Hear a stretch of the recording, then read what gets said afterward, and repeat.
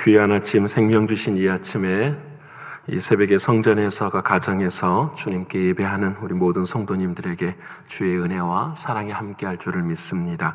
우리 사도신경을 통하여서 우리 신앙을 주님께 고백하겠습니다. 전능하사 천지를 만드신 하나님 아버지를 내가 믿사오며 그 외아들 우리 주 예수 그리스도를 믿사오니 이는 성령으로 잉태하사 동정녀 마리아에게 나시고 본디오 빌라도에게 고난을 받으사 십자가에 못 박혀 죽으시고 장사한 지 사흘 만에 죽은 자 가운데서 다시 살아나시며 하늘에 오르사 전능하신 하나님 우편에 앉아 계시다가 저리로서 산자와 죽은 자를 심판하러 오시리라. 성령을 믿사오며 거룩한 공회와 성도가 서로 교통하는 것과 죄를 사하여 주시는 것과 몸이 다시 사는 것과 영원히 사는 것을 믿사옵나이다. 아멘. 찬송가 388장 주님께 찬양드리겠습니다.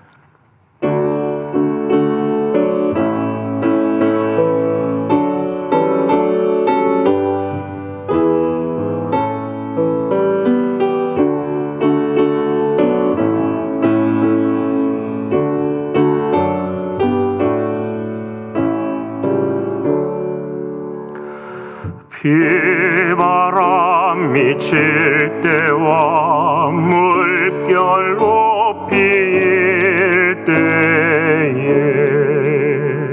사랑 많은 우리 주 나를 품어주소서.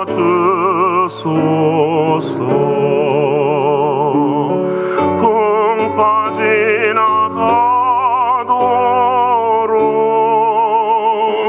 나를 숨겨주시고 안식 얻는 곳으로 주여 인도하소서.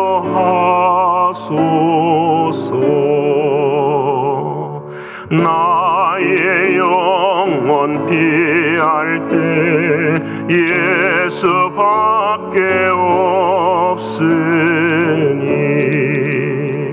혼자 있게 마시고 위로하여 주소서.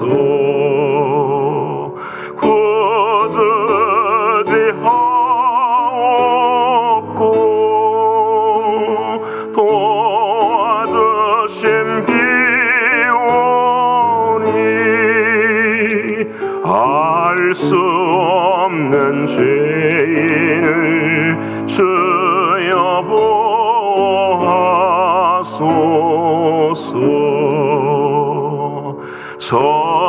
전능하신 예수께 나의 소원이 있으니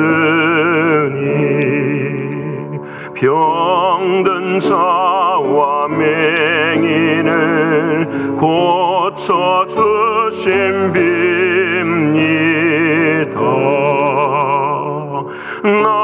나에게는 죄악이 가득하게 찼으나 예수께는 진리와 은혜 충만하도다.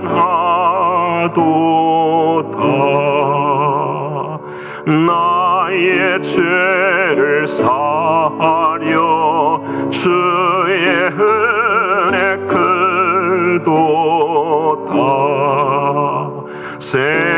생명수로 고치사 나를 성케 하소서. 생명수는 예수니 마시게 하시옵고 샘물처럼 내 맘에 솟아나게 하소서.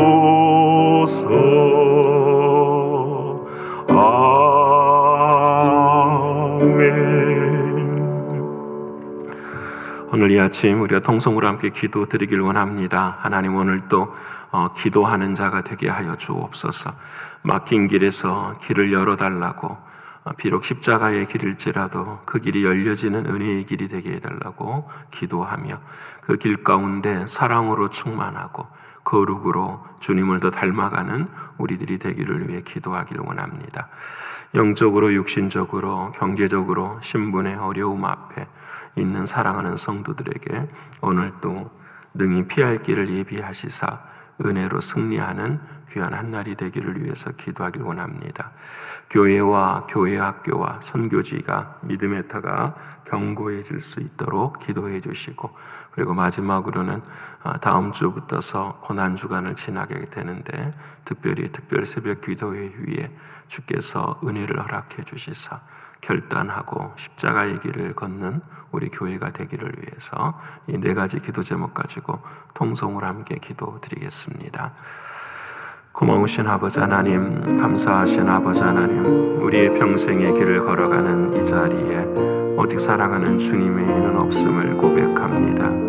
우리가 우리 마음의 사형 선고를 받은 줄 알았으니 이는 자기를 의뢰하지 말고 오직 죽은 자를 살리신 하나님만을 의뢰하라고 하시는 주님의 말씀을 이 아침에도 받습니다. 존귀하신 아버지 하나님, 우리의 걸어가는 길들이 늘 힘들고 어려울지라도 서로가 서로를 위해 기도해 줄 수 있는 관계가 되게 하여 주셔서 아버지 하나님이 원하시는 길이 이루어지게 하시고 막힌 곳이 열려지는 은혜가 임하게 하여 주시옵소서. 아버지 하나님, 힘들고 어려울 때에 사랑으로 충만해질 수 있도록 도와주시고 우리들의 마음 가운데 주님이 원하시는 은혜의 길을 선택할 수 있도록 하나님 도와주옵소서. 이를 위해 늘 거룩을 닮아가게 하시고 내가 거룩하니 너희도 거룩하라 하신 주님의 말씀 앞에서 오직 주님과만 생명으로 연결되어지는 우리의 신앙과 믿음이 되게 하여 주옵소서. 아버지 하나님, 영적으로 육신적으로 신분의 문제로 경제적인 문제 앞에 있는 사랑하는 이들이 있습니다. 아버지 하나님께서 은혜 베풀어 주시고 특별히 코로나로 인하여서 어려움 당하고 있는 사랑하는 자매를 하나님께서 기억하시고 아버지 하나님의 뜻과 사랑 안에 온전히 낫게 하시며 모든 일 가운데 막아주시고 역사하시는 생명의 주님을 찬송하오니 아버지 하나님 역사하여 주시옵소서. 아버지 하나님, 바라오고 원합니다. 이 연단의 때에 우리 교회와 교회 학교와 선교지를 아버지 하나님 기억하여 주셔서 매 순간순간마다 믿음의 터가 견고해질 수 있도록 하나님 인도하여 주시옵소서. 아버지 하나님, 다음 주는 우리가 고난주간을 지키게 됩니다. 나를 사랑하셔서 나를 위하여 예루살렘에 들어오시고 나를 위하여 피 흘려 죽으신 주님의 사랑을 감사하며 아버지 하나님, 새벽을 깨우고자 합니다. 주여, 성령으로 충만케 하여 주셔서 은혜 주셔서 우리 모두가 다 구원의 길에 임하는 우리 모두가 될 수 있도록 하나님 역사하여 주시옵소서. 하나님, 오늘 이 아침에도 주님 함께 하시고 은혜 베풀어 주실 것을 믿고 감사드리며 사랑이신 예수님의 이름으로 기도드립니다. 사랑하는 여러분과 오늘 이 아침에 함께 나눌 하나님의 말씀은 신약성경 유다서 제1장 17절로 23절까지의 말씀입니다. 제가 가진 성경으로는 398면에 기록이 되어 있습니다. 398면에 기록된 유다서 제1장 17절로 23절까지의 말씀입니다. 다 타셨으면 우리 이 아침에 함께 읽겠습니다. 사랑하는 자들아, 너희는 우리 주 예수 그리스도의 사도들이 미리 한 말을 기억하라. 그들이 너희에게 말하기를 마지막 때에 자기의 경건하지 않은 정욕대로 행하며 조롱하는 자들이 있으리라 하였나니 이 사람들은 분열을 일으키는 자며 육에 속한 자며 성령이 없는 자니라. 사랑하는 자들아, 너희는 너희의 지극히 거룩한 믿음 위에 자신을 세우며 성령으로 기도하며 하나님의 사랑 안에서 자신을 지키며 영생에 이르도록 우리 주 예수 그리스도의 긍휼을 기다리라. 어떤 의심하는 자들을 긍휼히 여기라. 또 어떤 자를 불에서 끌어내어 구원하라. 또 어떤 자를 그 육체로 더럽힌 옷까지도 미워하되 두려움으로 긍휼히 여기라. 아멘. 오늘 또 허락하신 하나님의 말씀이 저와 여러분에게 생명이 되고 능력이 될 줄을 믿습니다. 하나님의 은혜로 저와 여러분을 이 아침에 불러주셨습니다. 이 아침에 불러주셨다라는 말은 저희들이 하나님의 음성을 듣는 것이고 또 하나님 앞에 순종하는 것입니다. 주의 음성에 순종할 수 있는 사람이 바로 영적인 존재입니다. 내가 너에게 이른 말이 영이요 생명이라 말씀하셨으니 말씀을 따라 걷는 자가 바로 영적인 존재입니다. 여러분 잘 아시는 베드로를 이 아침 잠깐 생각해 보고자 합니다. 사랑하는 주님께서 사랑하는 사람들에게 말을 했습니다. 너희는 나를 누구라 하느냐?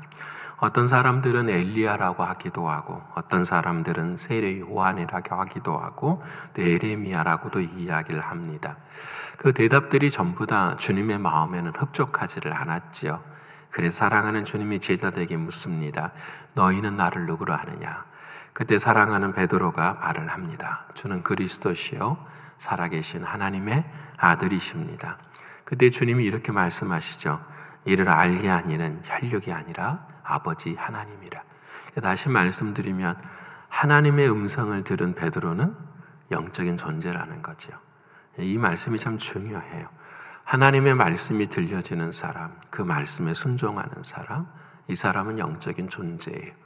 근데 예수님께서 이렇게 또 말씀을 하세요. 그래, 잘했다. 칭찬하시고 난 다음에 모든 축복을 허락하시고 예수님께서 십자가에서 죽어야 될 것을 말씀하십니다. 그때 베드로가 이야기하죠. 그렇게 하지 마시옵소서. 내가 주님 앞에서 내가 죽겠습니다. 라고 이야기하죠. 그때 주님께서 베드로에게 뭐라고 말씀하시냐면 사단아 내 뒤로 물러가라 말씀하십니다. 똑같은 베드로인데 사단이 중요한 것이 아니라 그 순간에 베드로는 누구의 이야기를 듣냐면 너가 하나님의 일을 생각하지 아니하고 사람의 일을 생각한다. 사람의 음성을 듣는 것.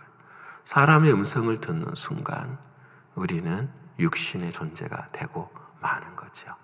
육신의 존재가 되었다라는 것은 사랑하는 주님 앞에 길을 멀리 한다라는 것을 의미하는 거예요. 사랑하는 여러분, 저와 여러분 모두는 다 영적인 존재예요. 영적인 존재라는 것은 하나님의 은혜 안에 살아가는 존재라는 거예요. 나는 언제나 사단의 길을 걸을 수밖에 없어요. 우리 모두가 다 그래요. 아무리 베드로라도 마찬가지예요. 하지만 우리는 이 순간순간 주님의 음성을 들을 때에 우리는 그래서 우리가 지난 로마서 8장의 말씀처럼 성령으로 육신의 소욕을 죽일 때에만 우리는 늘 주님과 연결될 수가 있는 것입니다. 사랑하는 여러분, 이 한 주간 사는 동안에 하나님 이 길을 좀 열어주십시오 라고 기도할 수 있는 우리가 되기를 원합니다. 그래서 우리의 마음 가운데 사랑으로도 충만하고 또 주님의 거룩을 닮아가는 우리들의 모습이 있기를 원합니다. 오늘은 드라마 바이블 62번째 시간입니다. 오늘은 시편 42편, 또 아가서와 유다서, 그리고 시편 146편을 읽어야 되는 말씀입니다. 오늘 모든 말씀을 읽고 난 다음에 저는 제목을 이렇게 정했습니다. 긍휼을 기다리고 긍휼히 여기라 라는 제목을 생각했습니다. 왜냐하면 시편으로부터 시작해서 모두가 다 긍휼을 바라는 주님의 마음이 담겨져 있기 때문입니다. 여러분 시편 42편에는 이렇게 다윗이 고백합니다. 하나님이여 사슴이 시냇물을 찾기에 갈급함 같이 내 영혼이 주를 찾기에 갈급하나이다. 주님의 은혜 없이는 못 살겠습니다 하는 거잖아요. 사막에 마실 물이 없어서 갈망하면서 헐떡이며 걸어가는 하는 사슴의 모습이 저와 여러분의 모습이 아닌가 생각합니다. 여러분 삶에 고통이 있었어요. 그 시편 42편을 읽으면 다윗은 너무 힘들었었어요. 사람들이 자기를 향하여서 너의 하나님이 어디 있느냐? 너가 가진 신앙이 진짜냐? 너가 믿는 예수가 진짜이냐? 이런 것을 계속해서 묻는 자리 속에서 다윗은 힘들어하고 눈물을 흘리는 모습이 시편 42편에 기록이 되어 있습니다. 이 고난과 힘듦은 누구에게나 다 있지만 중요한 것은 하나님의 긍휼하심, 하나님의 불쌍히 여기시는 그 마음이에요. 그래서 우리가 읽게 되는 아가서에도 사실은 긍휼이 나오고 오늘 유다서 저와 여러분이 마지막에는 긍휼히 여기고 긍휼을 기다리라 우리에게 주시는 말씀을 하고 계세요. 그러면 긍휼이라는 것이 도대체 무엇인가? 긍휼은 우리가 잘 아는 것처럼 불쌍히 여기는 마음이에요. 이 불쌍히 여기는 마음을 히브리 사람들은 어떻게 표현을 하냐면 이 긍휼이라는 단어가 라함 또는 레브하고 똑같은 말인데 이 라함이라는 단어는 여성의 자궁을 상징하는 단어예요. 여성의 자궁이라는 것은 성경에 뭘 의미하냐면 생명을 의미하는 거예요.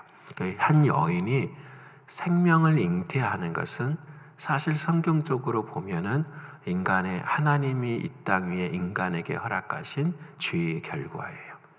여러분 우리가 한 사람이 생명을 낳는다라는 것은 축복을 받는 건 두 번째 이야기지만 첫 번째는 사실은 이 땅 위에 죄인으로서의 삶을 살아가야 하는 인생의 모습이에요. 그래서 이것은 죽음이고 절망이고 안타까움이에요.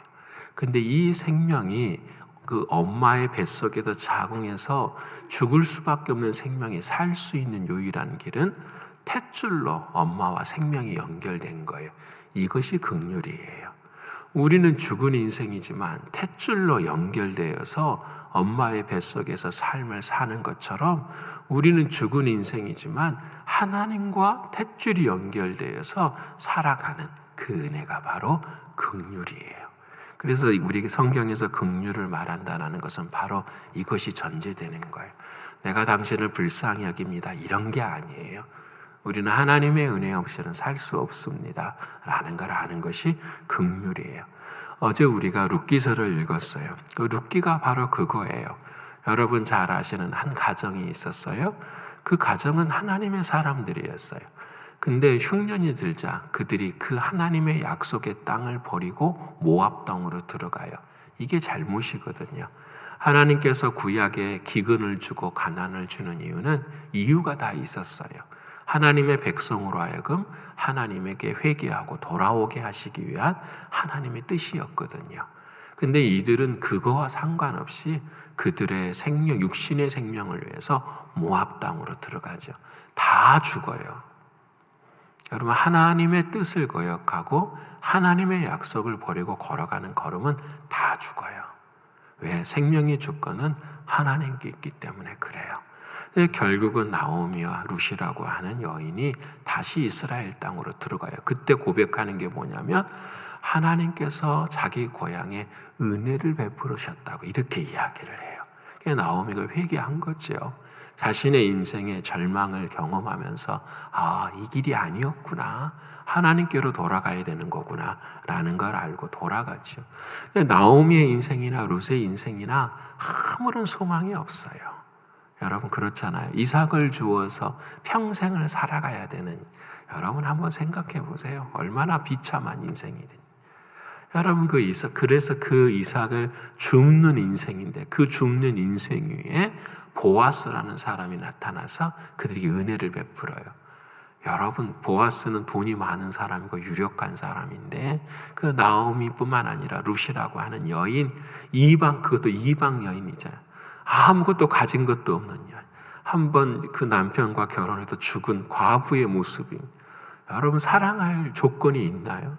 요즘 시대에도 그 사람을 누가 제가 보기에는 쉽지 않을 것 같아요. 근데 그 돈 많은 사람이 그 여인을 은혜를 베풀죠. 그때 표현하는 것이 무엇이냐면 룻기 3장 9절에 이런 말을 해요. 그 룻이 그 보아스를 향하여서 나를 여종을 덮으소서라는 말을 해요. 이 덮다라는 말이 바로 긍휼이라는 말이에요. 우리는 죄로 인해서 완전히 부끄러운 인생인데 당신의 은혜와 사랑으로 나를 좀 덮어주세요. 이게 이 보아스는 결국 누구를 가리키냐면 예수 그리스도, 룻은 누구를 이야기하냐면 우리를 이야기하는 거잖아요. 그래서 결국은 우리는 예수 그리스도의 사랑 안에서, 그래서 살아가는 인생, 그래서 이 덮다라는 말은 성경에서 처음부터 끝까지 나와요. 노아도 하나님이 방주로 덮어주시니까 홍수에서 사는 거예요. 여러분도 덮어준다라는 말을 생각해 보면 여러 가지 말. 여러분 노아가 홍수에 끝나고 난 다음에 포도주를 마시고 술을 취해 있잖아요. 잘못된 거예요. 잘못한 거예요. 근데 여러분 그 술 취한 노아의 인생이 누구를 가리키냐면 우리들이에요. 하나님의 은혜로 수 인간이 다 죽었어요. 근데도 그걸 깨닫지 못해요. 그리고 술 취하고 하나님 앞에 벌거벗은 채로 있는 거예요. 그때 함이라는 그 아들, 둘째 아들이 그것을 보고 사람들에게 비방하잖아요. 하나님께서 그 함을 혼내세요. 딱 한 가지죠. 너도 긍휼 받은 자인데 왜 그 긍휼을 행하지 못하느냐. 그래서 셈과 야벳이 뒤로 돌아가서 아버지를 덮어주잖아요. 그때 칭찬받는 거예요. 여러분 그 일이 다 끝나고도 노아의 홍수가 끝나면 하나님께서 세상을 덮어주세요. 뭘로 덮어주시냐면 무지개로 덮어주시잖아요. 무지개는 뭐냐면 하나님이 우리를 보시면 우리는 바퀴벌레 같은 사람들이에요. 그냥 정말 그 스펄전 목사님 말씀하신 것처럼 바퀴벌레가 가면은 신발을 던져서라도 탁 죽여야 되는, 살아있는 걸 못 보는 거예요. 그게 하나님 눈에 보이는 우리들이에요. 왜냐하면 이 하나님의 아들을 죽이기까지 한 사람들이 우리들이니까. 근데 그 모습을 보지 않기 위해서 무지개를 통과해서 우리를 보는 거예요. 그래서 그 무지개가 긍휼이고 사랑인 거예요. 여러분 어제 우리가 함께 나누는 룻기의 말씀이 바로 그거예요. 긍휼의 사랑. 오늘 우리가 읽은 아가서의 말씀도 똑같아요. 솔로몬이라는 왕이 있어요. 이 솔로몬 왕이 이 아가서라는 Song of Songs, 노래 중에 노래라고 하는 이 하나님의 말씀을 쓰는 아가서는 한 번도 하나님이라는 말이 나오질 않아요. 근데 그 무엇보다도 노래 중에 노래라는 말은 하나님의 복음 중에 복음이라는 거예요. 사랑 중에 사랑을 이야기하는 거예요. 왕이 한 사람 나오고 두 그룹이 나와요. 사랑받는 사람이. 한 그룹은 백인 여성들처럼 키도 크고 아름답고 모든 게 다 귀한 여인들이 있어요. 솔로몬의 부인이 몇 명인가? 1000명이에요. 1000명. 그 1000명이 한 그룹이 있고요. 또 한 그룹이 있는데 딱 한 사람이 있어요. 술람미 여인이라고 하는. 이 여인은 흑인이에요. 그리고 노예예요. 여러분 어떤 사람을 사랑하게 될까요? 1000명이나 되는 모든 걸 다 가지고 있는 정말 그런 사람과 노예이고 흑인인 한 여인. 성경을 보면 얼굴이 이쁘지도 않아요. 근데 이 왕은 누구를 사랑하죠? 이쪽에 있는 흑인을 사랑해요. 노예를 사랑해요. 왜 그럴까요? 이유가 없어요. 육신적인 사랑을 이야기하는 게 아니잖아요. 이 잘 되는 사람들은 전부 다 뭘로 살아가는 사람이냐면 자존심으로 살아가는 거예요. 내 얼굴이 이래, 내 미모가 이래, 내가 가진 학력이 이래, 내가 가진 소유가 이래, 내가 가진 능력으로 살아가는 사람. 근데 이 여인은 아무것도 없는 거예요. 당신의 은혜 아니고서는 못 사는 거예요. 솔로몬 왕은, 하나님은 이 사람을 사랑하는 것을 말씀하는 거예요. 여러분 우리는 이 시대에 생각해야 돼요. 나는 어떤 사람인지. 여러분 이 연단의 때를 지나면서 너무 가슴 아픈 게 많잖아요.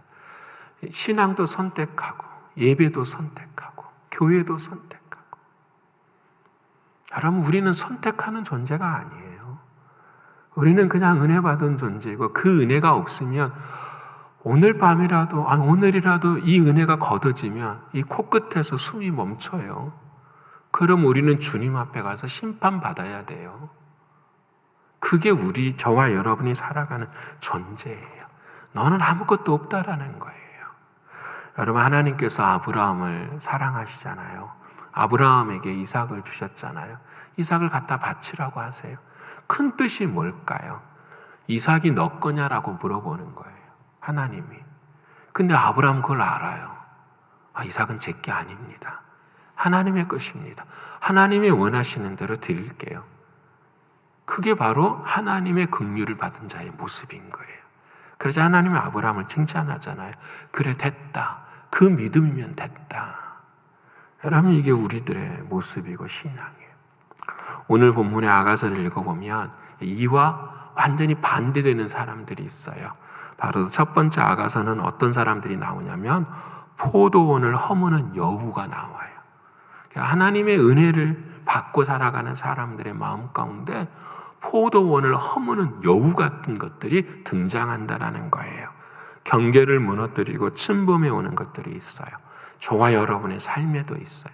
사람들이 아니라 우리 안에 아까 제가 서두에 말씀드린 육신적인 언어를 듣는 것, 영적인 삶이 아니라 육신의 삶을 살아가는 것, 이러한 것들은 포도원을 허무는 여우들이 우리들의 삶 가운데 있어요. 또 오늘 유다서를 읽어보면 한 장밖에 되지 않지만 그 이야기를 해요. 어떻게 말하면 가만히 들어온 자가 있대요. 가만히 들어와요. 여러분, 오늘 유다서 1장에 그들의 모습이 어떤 모습인가 쭉 이야기를 해요. 이미 그들은 심판받은 이들이고 경건하지 않는 이들이고 은혜를 방탕한 것으로 바꾸어 버린 이들이고 무엇보다도 예수 그리스도를 부인하는 이들. 이게 무슨 말이냐면 내가 주님을 부인한다, 이게 아닌 거예요. 내 삶의 자리에 순간순간 누가 주인 되셔야 되죠? 주님이 주인 되셔야 돼요. 근데 이것을 버려버리는 인생에 대한 이야기가 나와요. 그 중에 한 가지 아주 재미있는 이야기가 나오는데 그게 바로 모세의 무덤의 이야기가 나와요. 지난 수요일 날 우리가 신명기 31장 하지만 34장을 보면 모세가 죽는데 뭐가 없다고 했죠? 무덤이 없어요. 근데 그 무덤을 도대체 분명히 모세가 죽기는 죽었는데 그 죽은 사실을 알아요. 그럼 누가 그 무덤을, 모세를 죽었으면 그 무덤을 썼을까? 이 이야기가, 이 비밀이 유다서에 나와요. 바로 유다서 1장에 천사장 미가엘이 모세가 죽을 때 함께 있었어요.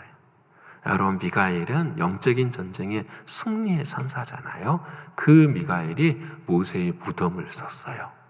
근데 여러분, 이 사단이 그때 공격을 한 거예요. 왜 무덤을 천사장 너만 아느냐? 세상의 모든 사람이 다 알 수 있도록 해야 되지 않느냐? 그때 미가엘이 이렇게 말을 하죠.